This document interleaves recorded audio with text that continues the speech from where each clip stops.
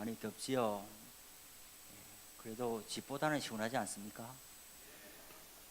서로 간에 이렇게 인사하고 말씀을 듣겠습니다. 건강하세요.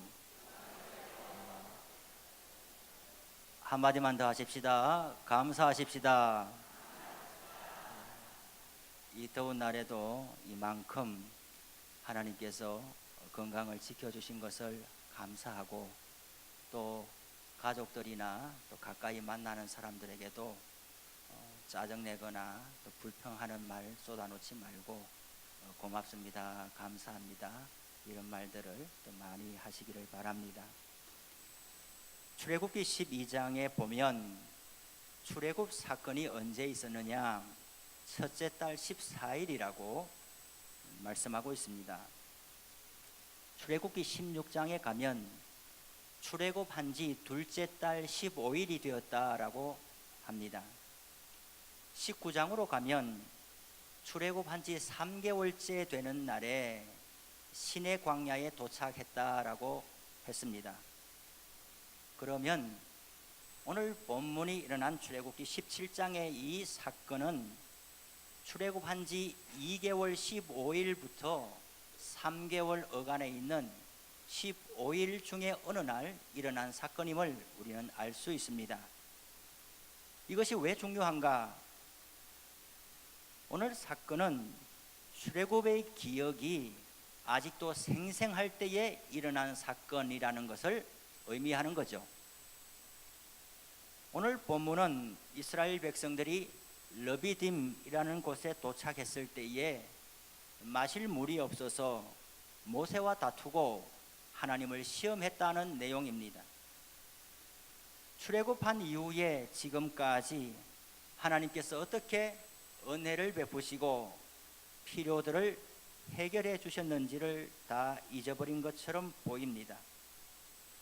우선적으로 하나님은 이들에게 날마다 일용할 양식을 해결해 주셨습니다. 무엇입니까? 만나와 메추라기입니다.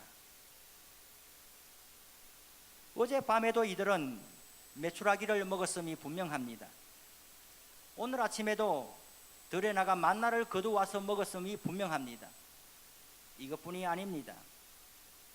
출애굽한 이후 지금까지 2달 15일이 지나가는 어느 시점에 매일같이 이들은 구름기둥과 불기둥의 인도를 받았습니다.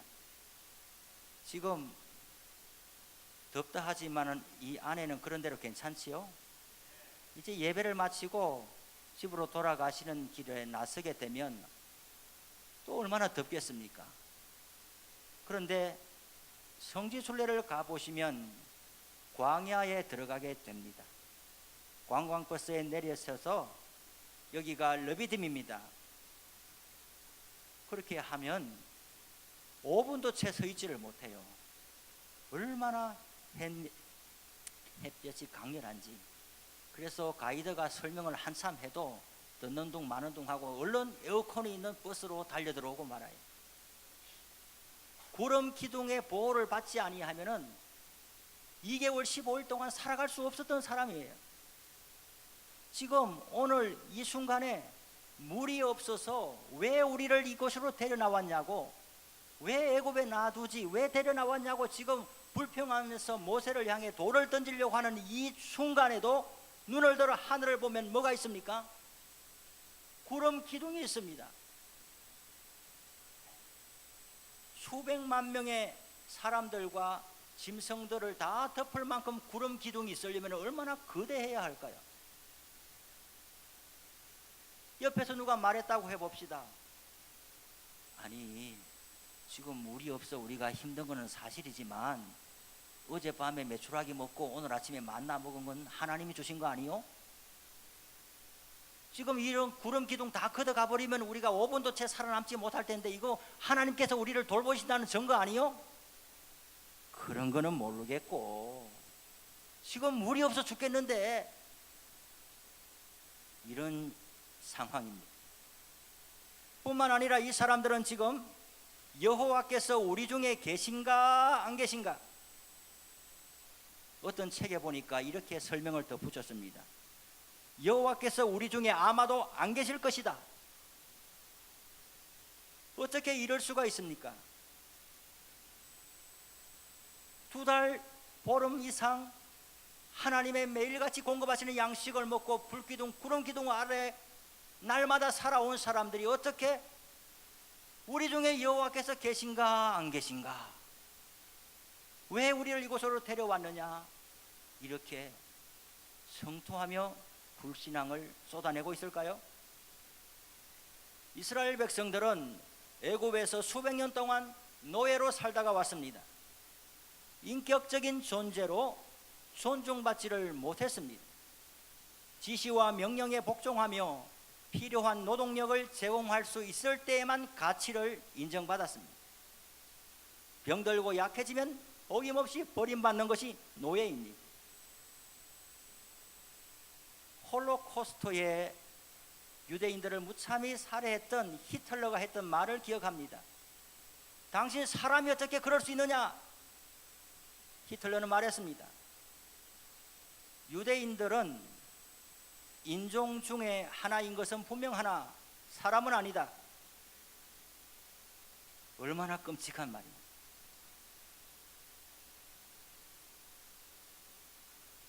애굽의 바로 아래에서 이스라엘 백성들이 수백 년 동안 이러한 모습으로 살다가 왔단 말이죠.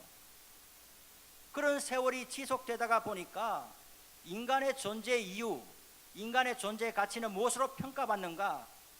효용성과 기능성에 따라 사람이 평가받습니다. 다시 말씀드리면 얼마나 쓸모있는 인간이냐? 그거 하나로 인간이 왔다 갔다 하는 삶이 되어버리고 말았습니다. 나도 다른 사람들에게 그렇고 다른 사람도 나를 그러한 기준으로 봅니다.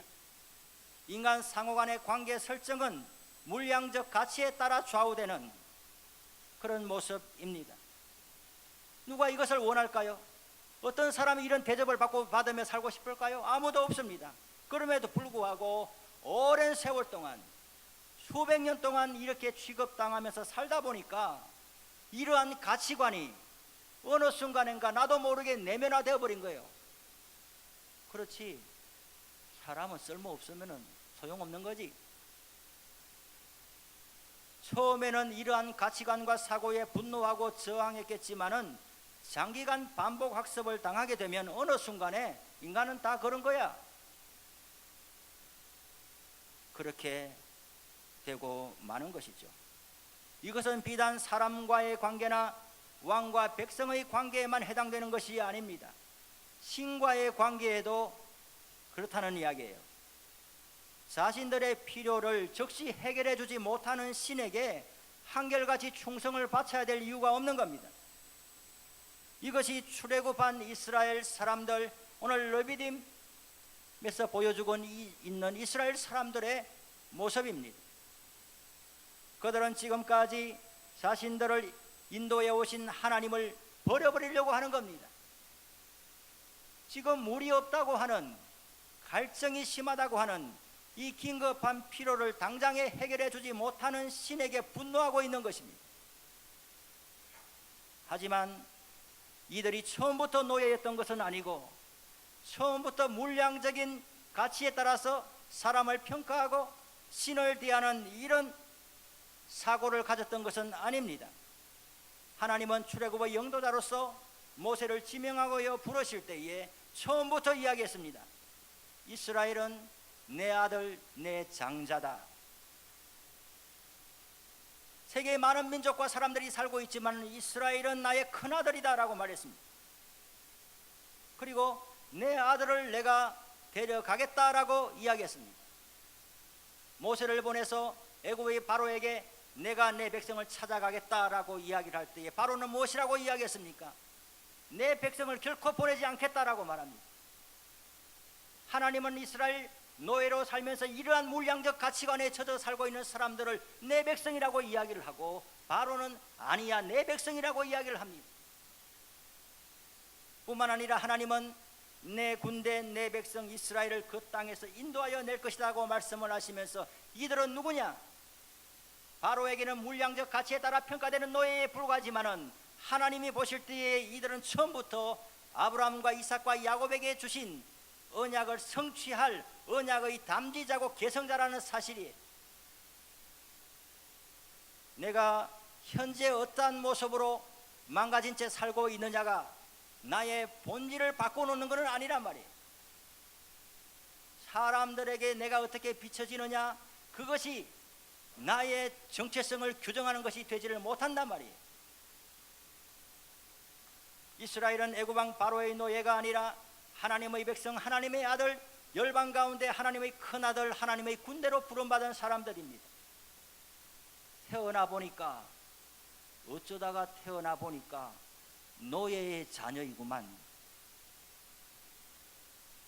평생 노예로 살다가 죽어야 될 운명이구만. 이것이 아니라는 말입니다. 창조주 하나님의 아들로 선택된 백성이라는 거죠. 세계 열방 앞에서 왕같은 제사장, 거룩한 백성으로 부름받은 이스라엘은 누구인가? 하나님의 언약을 성취해야 할 파트너라는 이야기죠. 이 말이 왜 그렇게 중요합니까? 하나님께서 이들을 출애굽시키셔서 지금 광야에 와 있다라고 하는 것은 가야 할 목적지가 분명하다는 거예요. 광야는 지금 종착역이 아니라는 것이죠. 기착지에 불과합니다. 그러므로 하나님이 누구시고 내가 하나님 앞에서 어떤 사람인지를 분명하게 알고 있다고 한다면 알게 됩니다. 광야에서 어떤 고난이 온다 할지라도 나는 광야에서 죽을 수 없는 존재란 말이에요. 하나님은 나를 버려버릴 수 없는 존재란 말이죠. 애굽의 바로는 사람을 노예로 삼아서 효용가치가 없으면 버려버리지만은 우리 하나님은 우리를 하나님의 자녀, 하나님의 군대, 언약 계승자요 담지자로 불러주셨기 때문에 그 약속을 이루기까지는 우리는 죽을 수 없는 존재란 말이에요. 이것이 광야에 지금 르비딤에 서 있는 이스라엘 사람들이 붙들어야 할 것이었단 말이에요. 이것이야말로 하나님의 목적과 계획을 신뢰하는 사람들이 가지는, 오직 하나님의 사람들만 이 땅에서 가지는 자신감이란 말이죠. 저는 예전에 어떤 사업체 신방을 간 적이 있고 또 위중한 병으로 투병하는 사람을 신방한 적이 있습니다. 큰 근심과 낙심 가운데 사로잡혀서, 목사님, 내가 얼마나 공을 들여서 이루어간 사업인데 망하게 되었습니다. 오늘 내일 문을 닫을지도 모릅니다. 도대체 왜 이렇게 됐는지 모르겠습니다. 하나님이 기적을 베풀어 주셔서 일감을 몰아주시고 빨리 여기서 벗어났으면 좋겠습니다. 그렇게 이야기를 하는 거예요. 그래서 제가 말씀드렸습니다. 이 사업이 누구의 사업입니까? 이 사업을 처음에 개업할 때에 예배를 드리고 시작하셨습니까? 목사님을 모셔다가 기도를 받았습니까? 예, 그렇다고 이야기를 했습니다. 그렇다면 그때 개업 예배는 무슨 마음으로 드린 것입니까? 하나님이 오셔가지고 복을 주고 떠나가고 주인은 내가 되고 이런 마음으로 개업 예배를 드리시냐 말이죠. 그렇다면 지금처럼 생각하는 것이 마땅하죠. 그럴 수밖에 없겠죠. 그러나 처음에 시작할 때에 하나님의 것으로 드렸냐? 내가 사장이고 내가 주인이지만은 내가 뭘 할 수 있겠습니까? 하나님께서 주인이 되시고 하나님이 사장이 되시고 하나님께서 축복하여 주시고 선한 사업에 힘쓸 수 있도록 사용하여 주십시오. 이 마음으로 시작했느냐는 거예요. 그렇다는 거예요. 그러면은 집사님, 배수진을 쳐야 됩니다. 무슨 배수진이냐? 이 사업이 하나님의 사업이니까 망할지라도 하나님께서 생각을 가지고 계시리라는 확신이 있어야 되는 거예요. 내 거라고 생각하니까 이 망하면 어떡하나, 이 불안감에서 결국은 하나님이 내 인생 가운데 계신가 안 계신가, 지금까지 사업이 좀 잘 될 때는 하나님이 돌봐주신 것 같아서 참 기뻤는데 이 상황이 되고 보니까 오늘 여기 나와 있는 사람처럼 하나님이 나를 떠나셨는가, 심지어는 하나님이 살아계신가 안 계신가, 지난날에 잘 되었던 것은 꿈만 같고 이제는 내가 허상을 쫓아서 살아온 것처럼 그런 큰 낙심에 빠지고 마는 거예요. 우리의 인생이 하나님께 바쳐진 인생이고 우리의 하는 일들, 우리의 건강, 우리의 사업, 우리가 하는 일들이 날마다 진실된 마음으로 하나님의 것으로 올려드린 인생이라고 할 것 같으면 담대함으로 배수진을 치는 거예요. 망한다 그러면은 망하더라도 하나님은 길을 가지고 계실 것이다. 지금 오늘 성경을 보세요. 하나님께서 실수하신 것이 아니란 말이죠. 하나님의 아무 생각이 없이 있다가 갑자기 당황했던 것이 아니란 말이죠. 하나님의 목적과 계획 가운데 우리가 있는 소중한 존재, 하나님은 우리를 쓰다가 그냥 바로처럼 버려버리는 것이 아니라 우리를 아들로 자녀로 하나님의 백성으로 하나님의 군대로 처음부터 불러주셨다고 하면 우리는 대충 살다가 버려질 인생이 아니란 말이에요.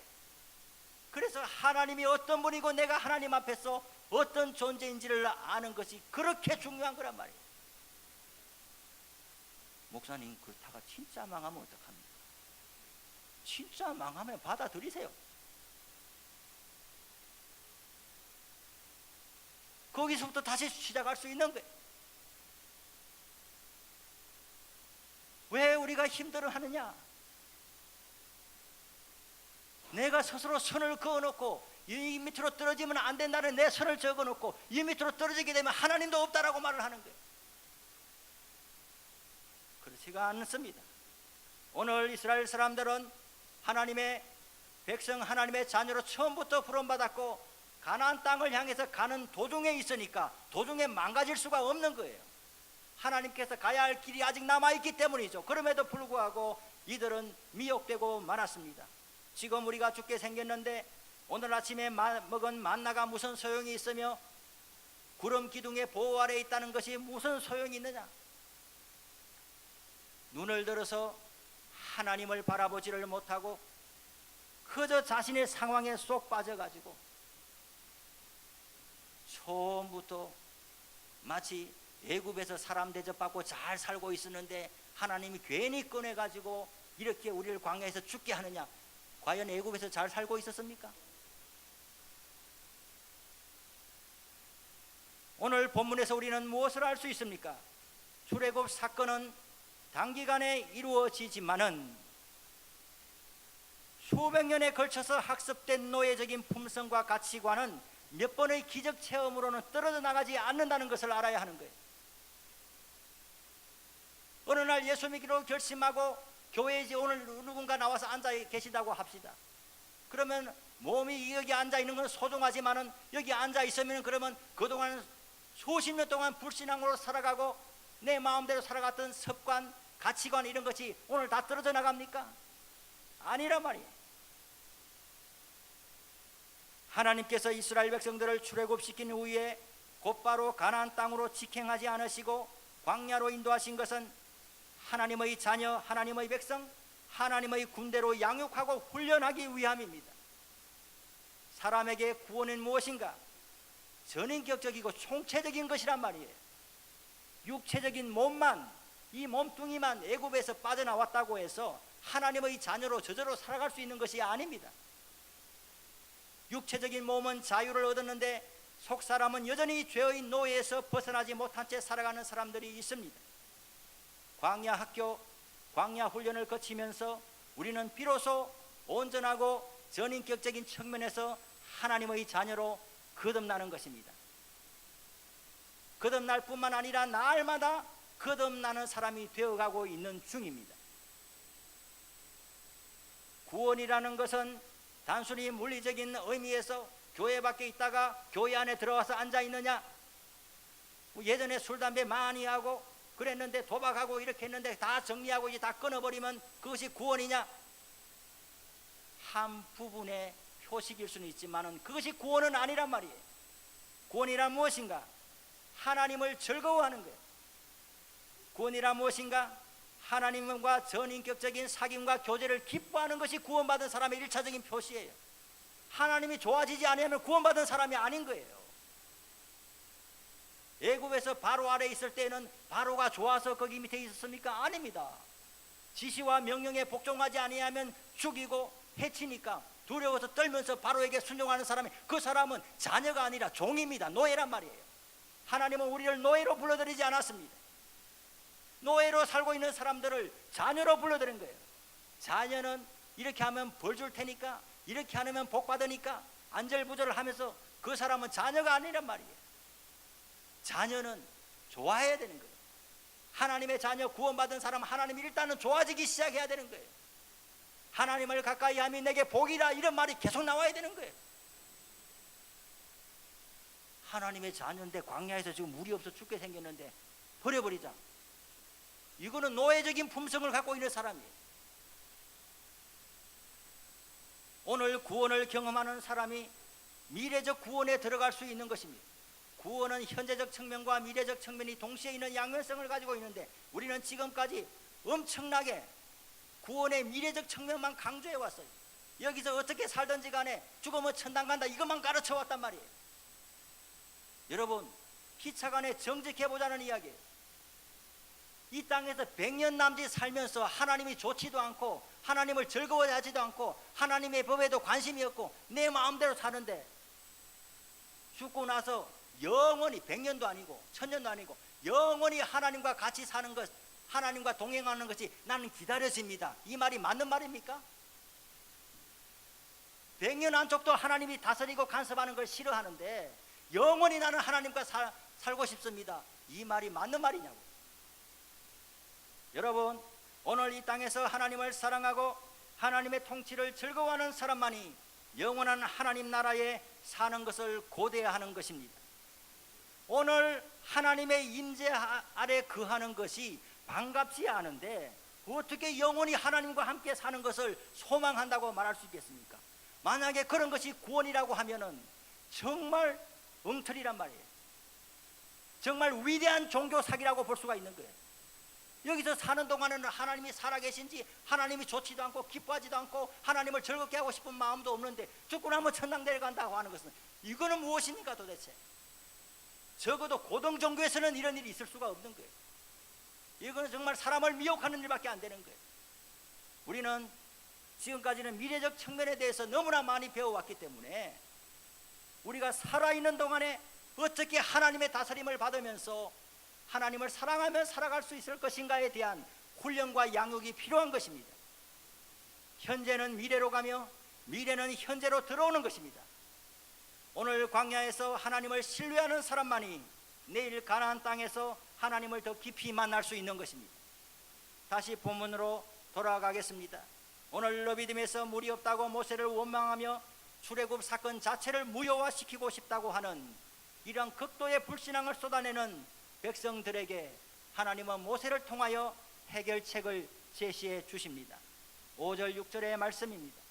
여호와께서 모세에게 이르시되 백성 앞을 지나서 이스라엘 장로들을 데리고 나일강을 치던 내 지팡이를 손에 잡고 가라. 내가 호렙산에 있는 그 반석 위 거기서 내 앞에 서리니 너는 그 반석을 치라. 그것에서 물이 나오리니 백성이 마시리라. 모세가 이스라엘 장로들의 목전에서 그대로 행하니라. 하나님은 르비딤에서 위기에 처한 모세와 장로들을 건져내어서 어디로 데려가십니까? 호렙산으로 데려가셨습니다. 호렙산에 무엇이 있었습니까? 큰 반석이 있었습니다. 그 반석 위에 가보니까 누가 계셨습니까? 하나님이 반석 위에 서 계셨습니다. 하나님께서 친히 그 반석 위에 서 계셨다는 이야기죠. 창세기부터 성경을 읽어보세요. 오늘 출애굽기 17장까지 언제 하나님께서 이토록 사람 가까이에 강림하신 적이 있습니까? 노아에게도 아니요, 아브라함에게도 아니요, 이삭, 야곱 아니요. 다만 말씀하시고 꿈으로 말씀하시고 들을 뿐이었지 하나님께서 강림하셔가지고 반석 위에 서 계시고 모세 앞에 서 계신 이런 것은 처음 있는 거예요. 하나님께서 사람에게 이토록 가까이 내려오신 것은 오늘 본문이 처음 있는 일이란 말이에요. 거룩하신 천상의 하나님께서 친히 반석 위에 강림하셨습니다. 어디에서 누구에게 강림하셨나요? 르비딤에서 불평하고 원망하는 백성들이 아니라 호렙산에서 모세와 장로들에게 임재하셨습니다. 왜 하필이면 모세와 장로들입니까? 그들은 하나님께 순종하는 믿음의 사람들이었기 때문입니다. 여러분, 불신앙의 분위기는 순식간에 퍼져나갑니다. 우리의 친구 모임이나 교회 모임에서 어떤 한 사람 믿음 좋은 사람이 있다고 해봅시다. 다른 공동체 전체가 그 믿음 배우고 순종하는 사람이 되는 데는 오랜 시간이 걸립니다. 하지만은 불순종하고 원망만 쏟아내놓는 사람 한 사람 들어와 있다고 하면 전체가 그런 분위기로 가는 것은 시간 문제예요. 모세도 사람인지라 이런 상황에서 낙담할 수가 있었고 장로들도 백성들을 대변하여서 모세를 공격하고 같이 돌을 던질 수가 있었겠지만 그들은 그렇게 하지 않았습니다. 모세는 하나님께 부르짖었고 장로들은 모세를 신뢰하였습니다. 예나 지금이나 하나님께서는 믿고 순종하는 사람들을 찾고 계십니다. 그들을 하나님의 일꾼으로 세우고자 하시는 거예요. 장로들은 출애굽할 때에 유월절 어린 양을 선택하는 일에 잠시 등장하였습니다. 그 이후로는 내용이 없습니다. 그 다음 등장하는 것이 오늘 본문입니다. 그 다음 성경을 읽어보면 언제 또 등장합니까? 시내산에서 이스라엘 백성들과 하나님께서 언약을 맺으실 때에 모세만 불러온 것이 아니라 장로들도 다 불러드렸습니다. 순종하는 사람들을 하나님께서 계속 사용하시는 것입니다. 광야 같은 세상에서 오늘 우리는 살고 있습니다. 불신앙의 벽이 그 어느 때보다도 높은 시대에 살고 있습니다. 참된 믿음을 가지고 살기가 좀처럼 어려운 시대입니다. 신앙이 있다고 말하는 사람들조차도 아무 일이 없으면 신앙이 있는지 없는지 표가 나지 않는데, 어려운 역경을 만나게 되면 믿음의 용기를 갖지 못하고 신앙의 배수진을 치지 못하고 여호와께서 우리 중에 계신가 안 계신가 분노와 불안함에 빠져들고 맙니다. 하나님께서 우리 중에 계시다는 증거는, 하나님께서 우리의 인생을 간섭하시고 살피신다는 증거는 50년 전으로 거슬러 올라가야 합니까? 지난 한 주간의 삶만 돌아봐도 그 증거는 차고 넘치는 것입니다. 오늘 교회 오기 전에 몇 시간만 우리가 가만히 생각해봐도 하나님이 우리 가운데 계시다는 증거는 차고도 넘친단 말이에요. 그럼에도 불구하고 우리는 끊임없이 우리의 불신앙을 계속 부추기는 마귀의 속삭임에 미혹됩니다. 하나님은 순종하는 사람들 앞에서 다시 한번 불가능을 가능케 하시고 없는 것 가운데 있게 하시는 창조자의 권능을 보여주시는 겁니다. 여러분, 단단한 반석에서는 결코 물이 솟아날 수가 없습니다. 시골에 살다 보면 말이죠, 소치로 가고 이렇게 해야 돼요. 소도 치고 이 뜨거운 날에 가야 돼요. 그러면 어디 갑니까?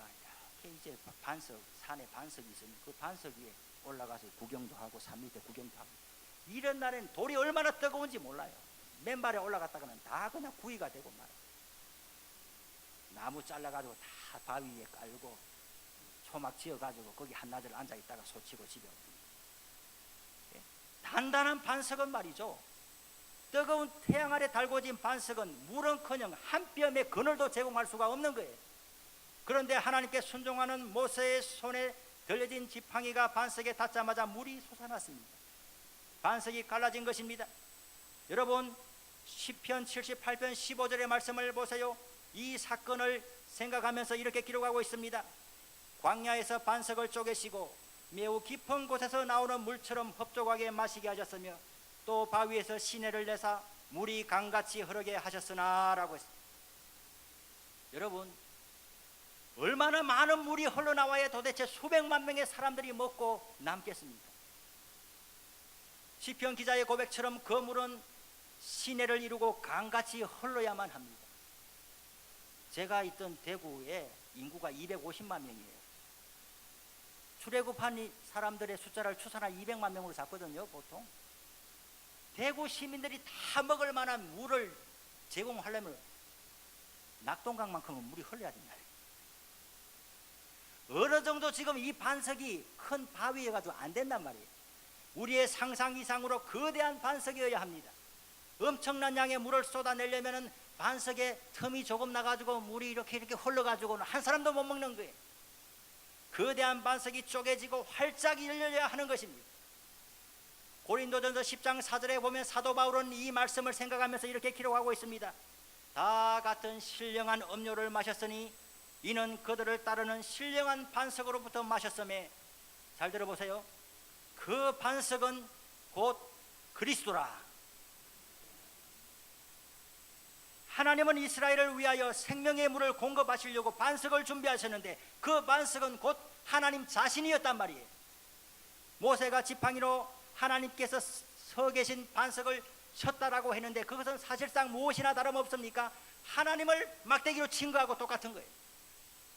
우리는 성경을 읽을 때 이렇게 읽어낼 수 있어야 합니다. 이스라엘 백성들에게 영원히 목마르지 않는 생명수는 반석 위에 강림하신 하나님, 성육신하신 하나님, 예수 그리스도의 몸이 지키고 상함을 통해서 비로소 공급되는 것을 미리 보여주신 것입니다. 갈보리 언덕 위에 세워진 십자가에서 몸을 찢으시고 물과 피를 다 쏟으신 예수 그리스도, 우리 주님의 보혈만이 우리를 영원한 목마름에서 건져낼 수 있습니다.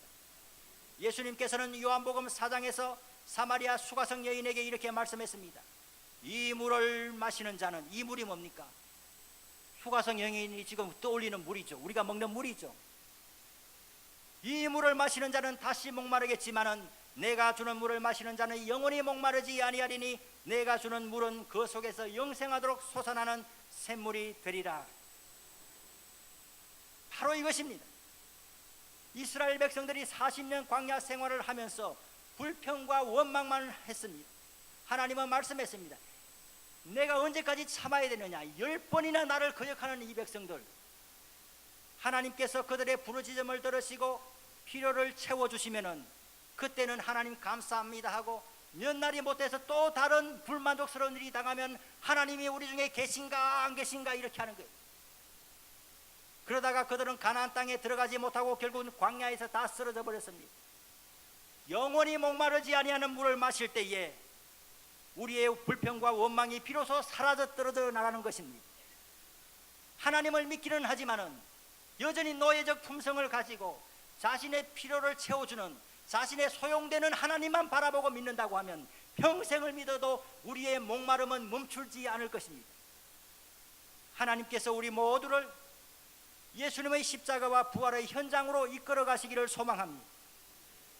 모세와 장로들을 러비딤에서 불평하고 원망하는 백성들에게서 데리고 나가셔서 호렙산 그 반석 위에 세우셨던 것처럼 하나님께서 우리들도 이 불신앙의 세대 속에서 건져내어서 갈보리 언덕의 십자가 앞으로 데려가시기를 소망합니다.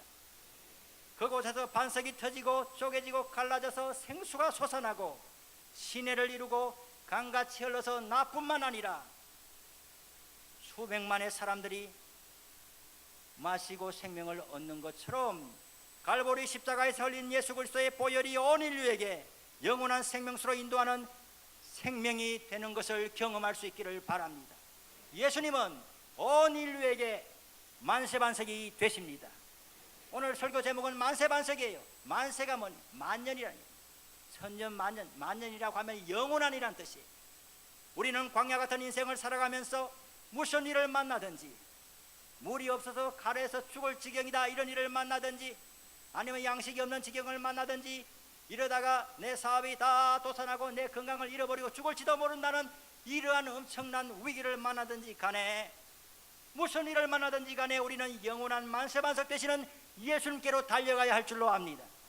예수님은 자신의 몸을 찢으셔서 우리에게 영원히 목마르지 않은 생명의 물을 공급하여 주셨습니다. 이미 예수님을 믿고 구원받은 우리는 육체의 장막을 벗고 영원한 하나님 나라에 안식할 때까지 믿음의 행진을 멈추지 말아야 할 것입니다. 우리의 힘과 노력으로는 광야에서 쓰러질 수밖에 없습니다. 우리 자신을 내려놓고 영원한 만세반석으로 우리 곁에 와 계시는 예수님을 의지하고 사랑하며 살아가시기를 바랍니다. 그 반석에서 언제나 생명의 물을 공급받으시기를 바랍니다. 그래서 광야 같은 인생 여정에서 이번 한 주간 동안도 하나님의 자녀로서 온전한 승리를 이루시기를 바랍니다. 기도하겠습니다.